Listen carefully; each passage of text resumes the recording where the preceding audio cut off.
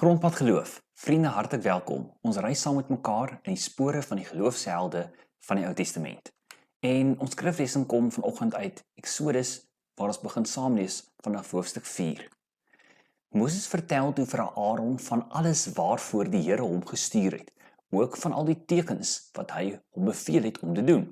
Moses en Aaron het gegaan en al die leiers van die Israeliete bymekaar geroep. Aaron het hulle alles vertel wat die Here vir Moses gesê het en daarna het Moses die tekens voor die volk gedoen.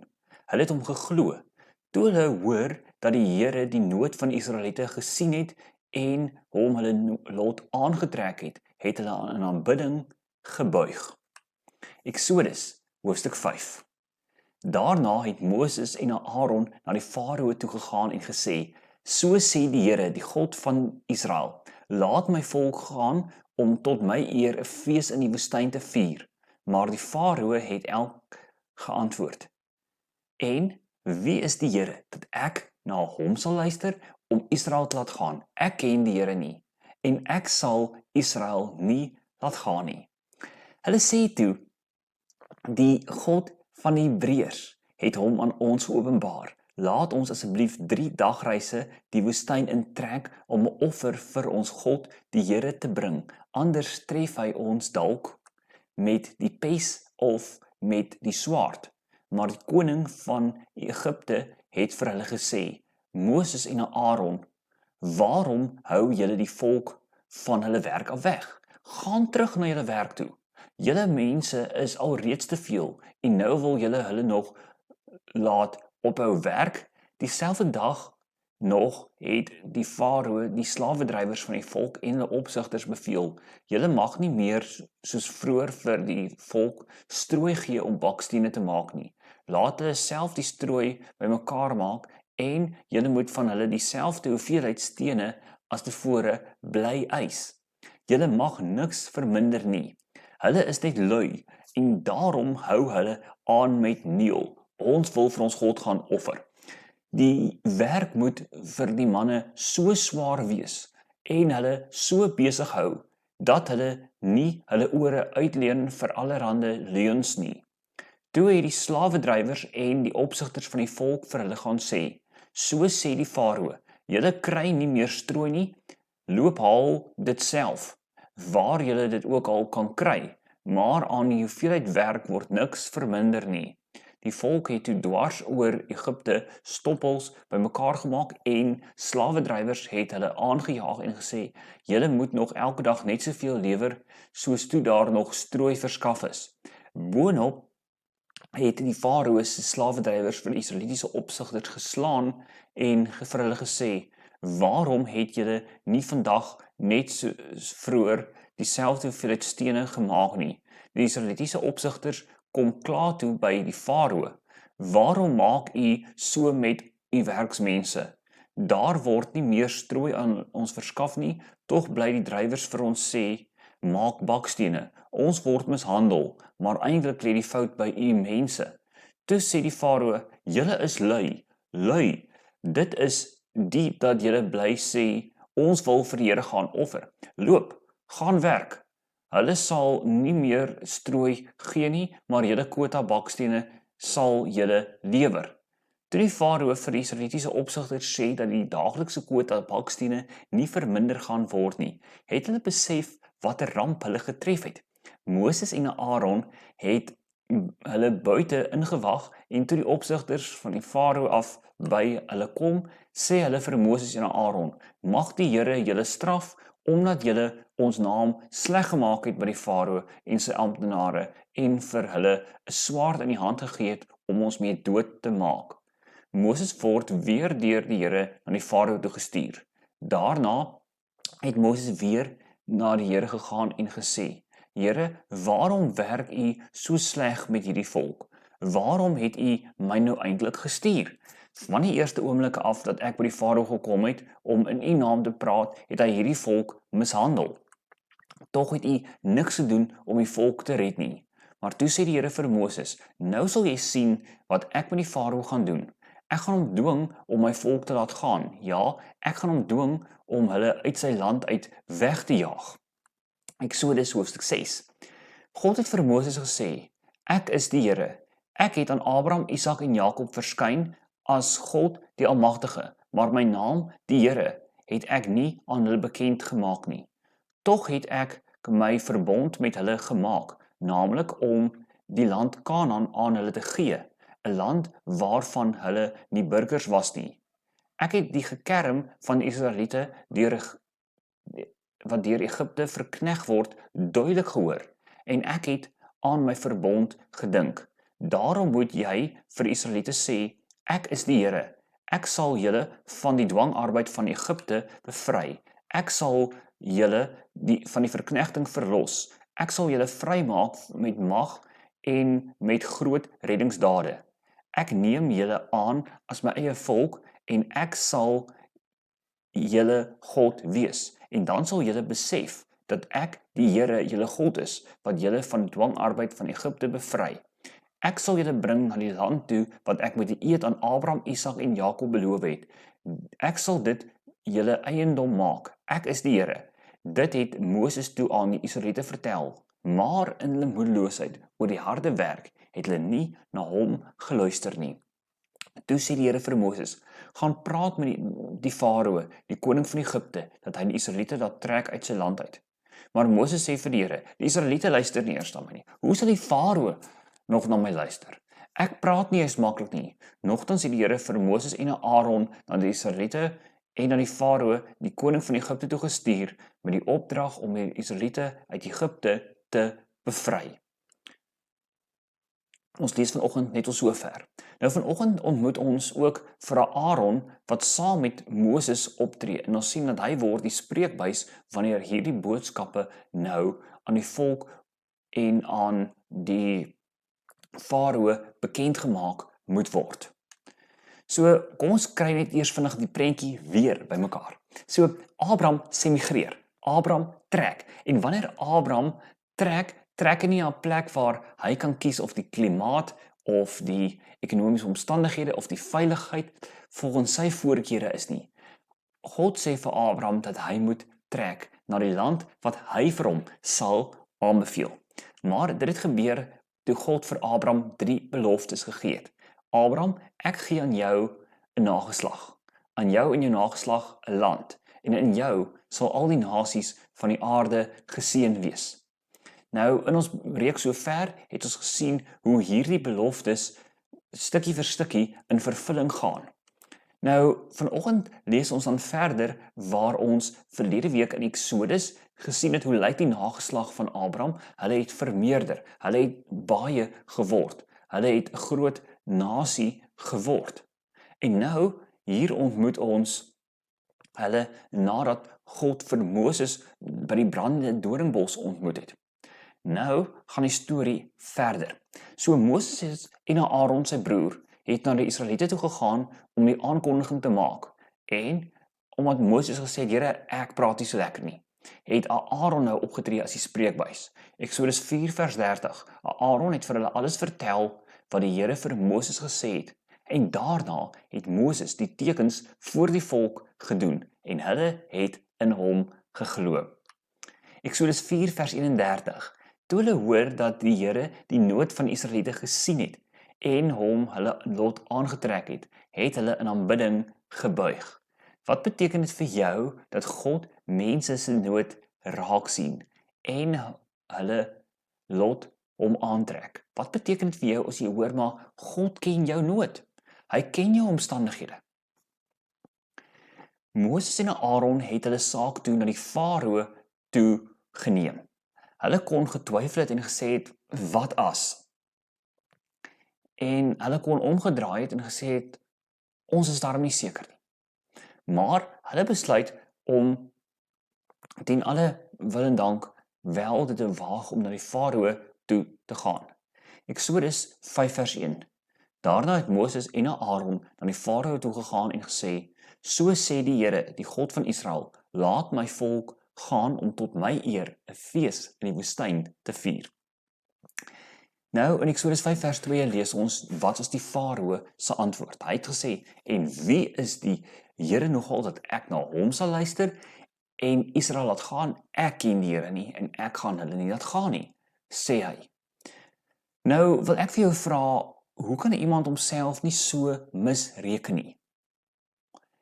Om nie rekening te hou met wie die Here is nie. Maar kan dit nie dalk gebeur dat ek en jy in dieselfde struik trap nie, om nie rekening te hou met God nie? Want as God vir my in die Bybel sê om op 'n spesifieke manier te leef, en ek kies dalk om te sê, ag wat, ek leef eerder op my manier, is ek nie dan besig om ook op 'n manier te leef wat nie rekening hou met wie God is nie, wat nie rekening hou met wie die Here is nie, wie nie leef soos iemand wat werklik die Here ken nie? Nou, Moses en Aaron verduidelik toe aan die Farao dat hy nie so mooi verstaan nie. Dit is God wat homself aan hulle bekend gemaak het. Eksodus 5 vers 3. Die God van die Hebreërs het homself aan ons geopenbaar. Laat ons asseblief 3 dae reis in die woestyn en trek om 'n offer vir ons God te bring, anders tref hy ons dalk met die pes en met die swaard. Ironies genoeg is dit die Farao wat, soos die verhaal sou ontvou, met die pes en die swaard getref gaan word in die 10 pla, omdat hy nie rekening hou met wie God is nie. So, Eksodus 5 vers 4. Maar die koning van Egipte het vir hulle gesê, Moses en Aaron, waarom hou julle die volk van die werk af weg? Gaan terug na julle werk toe. Bedoel, nou kom maak julle net dat hierdie mense in my diens nie werk nie, gaan julle terug na julle eie werk toe. So, ons kan ten minste dit al vir mekaar sê. Dit is duidelik dat die Farao nog nie die groter prentjie hier so mooi verstaan nie. Hoe maklik prioritiseer ons nie dalk ook die teikens van ons eie werk bo God se roeping vir ons om die koninkryk sigbaar te maak nie? Hoe maklik sê ons nie ook maar ons het nie nou tyd nie. Die werk hou ons te besig. Die werk hou ons te vas. Ons moet eerder maar ons werk prioritiseer. En kan dit nie dalk met ons gebeur? Met jou gebeur dat ek en jy so besig is met ons werk om 'n inkomste te genereer dat ons ergens ons inkomste en ons vermoë om 'n inkomste te prioritiseer kies bokant God se roeping vir ons om sy koninkryk sigbaar te maak nie. Die Farao het die werk nog swaarder gemaak om vir die Israeliete dit nog moeiliker te maak en hul nog harder te laat werk. Miskien vra jy hier, regtig, waarom al die onreg? In vers 6 lees ons daarvan. Dieselfde dag nog het die Farao vir die slawedrywers van die volk en die opsigters beveel, mag julle nie meer soos vroeër die strooi vir die volk gee om bakstene mee te maak nie. Laat hulle self gaan strooi bymekaar maak en julle moet van hulle dieselfde hoeveelheid stene as tevore bly eis. Julle mag niks verminder nie. Hulle is net lui. Nou, die Israeliese opsigters kom klaar toe by die Farao en sê, maar waarom maak u so met u werksmense? Daar word nie meer strooi verskaf nie en tog bly die drywers vir ons sê, maak bakstene. Ons word mishandel. Maar eintlik lê die fout by u mense. En toe sê die Farao, julle is lui. Met ander woorde, hier sien ons nou hoe lyk onreg in die werksplek wanneer mense uitgebuit word. En nou wil ek vir jou vra, kan jy dalk daarmee identifiseer dat jy in jou lewe iewers al onder moeilike omstandighede gewerk het? Kan jy jouself voorstel dat jou werkgewer dalk moontlik onmoontlike eise aan jou kan stel? En hoe lyk die eise wat jy aan jou eie werknemers stel? Hoe lyk die mense se eise in jou diens? Sou hulle kon ervaar dat daar billik en regverdig teenoor hulle opgetree word? Dat jy na hulle kyk in die werksplek? Nou sê hy vir hulle, loop, gaan werk. Hulle gaan nie meer vir julle die strooi gee nie, maar julle kwota bakstene sal julle lewer. Die Farao vir die Israelitiese opsigters sê dat die daaglikse kwota bakstene nie verminder gaan word nie, het hulle besef watter ramp hulle getref het. Was jy al in 'n situasie gewees waar jy gevoel het, ek is net oorweldig? Ek is net uitgelewer. ek is net moeg. Ek sien nie uitkoms nie. Ek sien nie lig nie. Tegelijkertijd, wanneer jy so voel, is dit nie waarskynlik dat jy nie reeds God se beloftes ken nie reeds sy getrouheid vertrou nie, maar dit kan wees dat jy so oorweldig word, dat jy net nie 'n uitkoms sien nie. Maar Moses en Aaron het toe buitekant vir hierdie opsigters van die Israeliese volk gewag.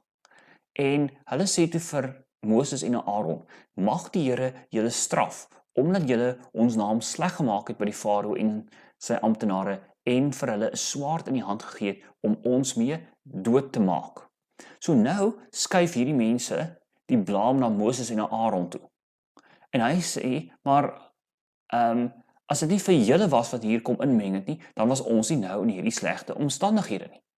Het dit nie al met jou gebeur, ook dat jy graag iemand anders wil blameer vir slegte omstandighede, of dat jy te midde van slegte omstandighede net opstandig word oor onreg en sê, maar hoe lank nog? Hoe lank nog sal ons hierdie onreg moet verduur nie? Vers 22. Daarna het Moses weer na die Here toe gegaan en gesê, Here, waarom werk u so sleg met hierdie volk? Waarom het u my nou eintlik gestuur? Nou, het jy dit al ervaar dat in Moses en Aaron se skoene, wat sou dit beteken om dikwels maar net eerlik vir die Here te kan sê, Here, ek worstel. Ek weet u het 'n spesifieke taak aan my gegee. Tog worstel ek met die uitvoering daarvan, want ek ervaar nie sukses nie, ek ervaar nie guns nie, ek ervaar nie uitkoms nie. En tog hou u my binne hierdie situasie met 'n bepaalde taak getaak. Here, ek worstel. Het jy nie dit ook al aan jou eie lyf ervaar nie? Van die eerste oomblik af dat ek by die Farao gekom het om in u naam te praat, het hy hierdie volk mishandel. Tog het u niks gedoen om die volk te red nie. Het dit al vir jou gevoel asof jy worstel met die vraag, as God bewus is van my onreg, waarom laat hy dit toe? Waarom bring God dan nie net 'n uitkoms nie? En is dit nie maar dikwels wat ons wil hê, wanneer ek in slegte omstandighede is, dan wil ek net vir die Here sê, maar Here, bring vir my uitkoms en ek soek daardie uitkoms nou. In plaas daarvan om die Here te vertrou in daardie omstandighede, dat hy dit ook dalk verder ten goeie in jou lewe kan gebruik, of dit selfs kan gebruik om 'n stuk karaktervorming nog in jou lewe te laat plaasvind nie. Jy sien, vers 24 hoor ons dan die woorde, toe sê die Here vir Moses, nou sal jy sien wat ek met die Farao gaan doen. Ek gaan hom dwing om my volk te laat gaan. Ek gaan hom dwing om hulle uit sy land uit weg te jaag. In my stille waarneming sal ek dit sê. Soms laat God onreg vir 'n tyd lank toe. Maar dit beteken nie, dit gaan by hom verby nie. Dit beteken nie God laat onreg ongestraf bly nie. En God is aan die werk al sien 'n mens dit nie. En dit is iets wat my troos. Want as 'n mens wil ek graag uitkoms sien. Ek wil sien, maar hier gaan iets gebeur. Ek wil sien, iets kan verander. Maar God is aan die werk, selfs al sien ek dit nie. Nou sien ons maar, God het vir Moses gesê, ek is die Here. Ek het aan Abraham, Isak en Jakob verskyn as God die Almagtige, maar my naam, die Here, het ek nie aan hulle bekend gemaak nie. Tog het ek my verbond met hulle gemaak. Nou kom God en help vir Moses, wat oorweldig is deur die teenkanting wat hy beleef, en sê, Moses, ek gaan net gou vir jou net weer die groter prentjie kom skets. Hier is die prentjie, jy kyk vas teen die onreg, jy kyk vas teen die teenkanting, jy kyk vas daarteen dat jy nie noodwendig nou voel jy behaal sukses nie. Maar kom ek skets gou weer vir jou die groter prentjie. Ek is die Here. Ek is getrou aan my verbond. Selfs al sien jy dit nie, selfs al ervaar jy dit nie, selfs al maak dit nie vir jou nou sin nie, ek is wie ek sê ek is, en ek is getrou aan my verbond. Dan hoor ons in vers 3, naamlik om die land Kanaan aan hulle te gee, 'n land waarvan hulle nie burgers was nie, want ek het die gekerm van die Israeliete, wat deur die Egipte verkneg word, duidelik gehoor, en ek het aan my verbond gedink. Is dit nie presies wat ek en jy dalk ook nodig het nie? Wanneer ons oorweldig voel deur onreg, om weer te onthou wie God is nie. Want dit kan so maklik wees, dit kan so maklik gebeur dat ons meegesleer word in 'n stroom van kla, van murmureer, in plaas daarvan om te sê, maar ek onthou wie is God. Ek kies om opnuut daaraan vas te gryp wie God is, want hy is bewus van my swaar kry. Hy is die een wat bewus is van my pyn. En ek vertrou op hom. Ek onthou wie hy is. Daarom moet jy vir Israeliete sê, ek is die Here. Ek sal julle van dwangarbeid van Egipte bevry. Ek sal julle van die verknegting verlos. Ek sal julle vrymaak met die mag en groot reddingsdade. Wat beteken dit vir jou as jy die bevestiging sou hoor dat God sê dat hy die finale sê oor onreg? Dit help my dat ek nie hoef te vergeld nie. Ek hoef nie aan seer vas te hou nie, want dit gaan nie vir iemand anders hulle omstandighede verander nie. Ek kan God vertrou om te sê, Here, ek laat gaan van seer, ek laat gaan van onreg, want ek vertrou dat U die finale sê daaroor sal hê. Dan hoor ons in vers 6, ek neem julle aan as my volk en ek sal julle God wees. Dan sal julle besef dat ek die Here julle God is, wat julle van die dwangarbeid van Egipte bevry. Ek sal julle bring na die land toe wat ek met die eed aan Abraham, Isak en Jakob beloof het. Ek sal dit julle eiendom maak, want ek is die Here. Wat beteken dit vir jou dat God nie sy verbond vergeet nie, sy beloftes onthou en mense begenadig, omdat hy die Here is? Vir my help dit om moed te skep, dat God onthou, hy begenadig mense, en sy genade is vir hulle, ook vir my, genoeg. Vers 8.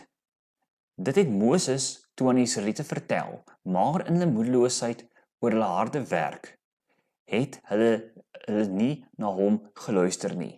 Het dit nie al met jou gebeur, dat jy iemand wil bemoedig, deur hulle te herinner aan God se getrouheid, maar hulle is so oorweldig, dat hulle net nie kan agslaan op die uitwysing van God se karakter nie. Was jy nie al so moeg, dat jy die woorde van God onthou, maar tog so oorweldig is, dat jy net nie daarop kan agslaan nie? Moses en Aaron het miskien gedink, ek het probeer, ek is klaar, Here, stuur nou iemand anders. Maar toe sê die Here vir Moses, gaan praat met die Farao, die koning van Egipte, dat hy die Israeliete laat trek uit sy land uit. Die Here stuur steeds vir Moses en Aaron. Ten spyte daarvan, dat hulle voel, ons is nie bekwam nie, ons behaal nie sukses nie, ons mors eintlik maar net ons tyd. Sê die Here, ek stuur julle, gaan praat met die Farao, dat hy die Israeliete uit sy land laat trek. Maar Moses sê vir die Here, die Israeliete luister nie eers na my nie. Hoe sal die Farao nog luister as ek praat? En ek praat nie eens maklik nie. Kan jy, soos ek, jouself in die skoene van Moses en Aaron plaas wat wil sê, Here, wat help dit nog ek probeer? Hulle gaan in elk geval nie na my luister nie. Toe het die Here in Egipte met Moses gepraat en gesê, ek is die Here, gaan sê vir die Farao, die koning van Egipte, alles wat ek vir jou gesê het. Toe sê Moses vir die Here, ek praat swaar, die Farao sal nie na my luister nie. Hoe maklik gebeur dit nie met ons, dat ons so graag wil moed opgee, as ons nie onmiddellik guns ervaar of resultate sien nie. Maar jy sien, volharding is nie gesetel in ons maatstok van sukses nie. Nie gebou op ons terme nie, maar volharding gebeur op grond van die vertroue in God se karakter, dat hy my sal in staat stel om dit te doen waarvoor hy my roep, selfs al maak dit ook nie vir my sin nie, selfs al ervaar ek nie resultaat nie, selfs al sien ek nie die uitkoms nie, kan ek volhard wanneer ek vertrou op God se karakter. Wat kan ek en jy saamneem vanoggend? 1. God onthou sy beloftes en hy hou sy verbond in stand. Miskien dink jy, ag, die storie van God se verbond, dit lê daar diep ver in die Ou Testament. Maar vanoggend se teks kom onderstreep vir ons weer. God se God wat sy beloftes onthou. En hy hou sy verbond deur die eeue in stand. God sien mense se swaar kry raak. God hoor hul hulpgeroep en hy ken hul nood. Wat beteken dit vir jou as jy besef maar God ken my swaar kry? God hoor my hulpgeroep. Hy ken my nood. Wat beteken dit vir jou wanneer jy in omstandighede is en dit lyk vir jou asof niks verander nie, maar jy onthou dat God is al die werk, selfs al sien jy dit nie, selfs al ervaar jy dit nie, is God steeds aan die werk. God sal die finale sê oor onreg hê, want jy sien onreg gaan nie by God verby nie. Dikwels wil ek en jy graag onreg uitsorteer. Wanneer ons leed aangedoen is, dan wil ons dit gou vinnig uitsorteer op ons terme. Maar wat as dit nie by ons lê nie, om dit te hanteer nie? Wanneer as ons tevredenheid daarin kan vind, dat God die finale sê oor onreg sal hê, wetende dat dit nie by hom verbygaan nie. God is die God wat vir mense kom sê, te midde van 'n mens se moedeloosheid, ek kom herinner jou daaraan, dat ek is die Here. Hoe wonderlik is dit nie, as ek en jy kan stil word by die Here, om te ontdek, Here, ek het baie planne, ek het baie ambisie, ek het baie ywer, maar ek worstel, ek sukkel. En dan die Here vir jou kom sê, sien die groter prentjie, ek is die Here. Mag ek en jy styf daaraan vashou, wanneer ons vir mekaar herinner dat geloof ons dikwels op grondpaaie neem, maar op daardie paaie is God saam met my, en dit maak my opgewonde. Amen.